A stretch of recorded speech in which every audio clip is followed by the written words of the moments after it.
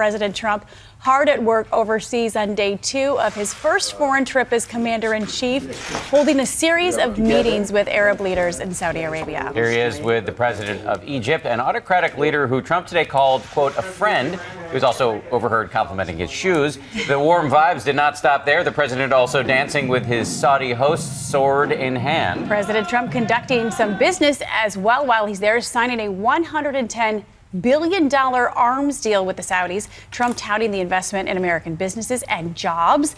And later this morning, the main event, the president will deliver a highly anticipated speech on confronting terrorism. But there are clouds hanging over this trip. Just hours ago, the North Koreans conducting another missile launch.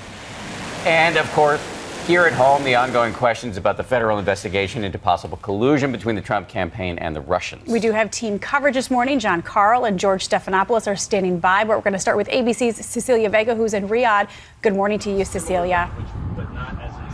Paula, good morning. The big question right now here in the birthplace of Islam, will the president use a phrase that he repeated time and time again on the campaign trail, radical Islamic terrorism?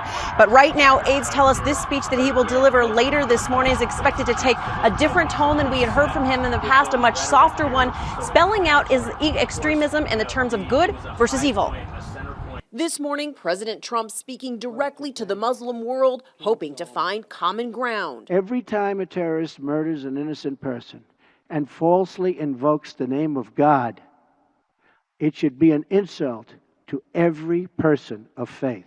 With leaders of 54 Muslim countries in attendance, the president focused on stamping out extremism, sounding nothing like candidate Trump.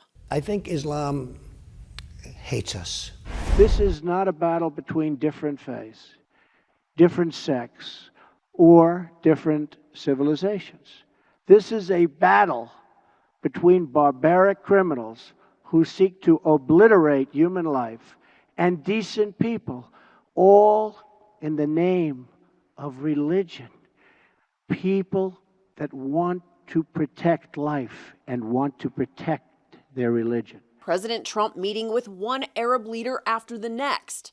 Egypt's President El-Sisi laying on the praise, saying President Trump has a unique personality that is capable of doing the impossible. It prompted laughter in the room, and the president's response? I agree. With all that controversy back at home, President Trump looking glad to be so far away.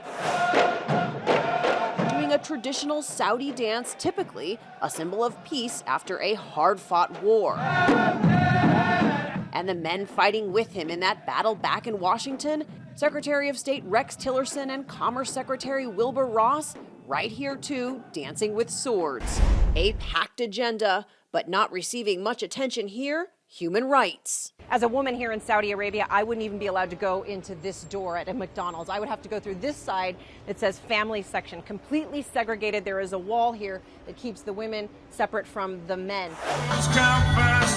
While the president was in town, country star Toby Keith holding a free concert here, American flags lining the stage. In the audience, men only, women not allowed. Social media.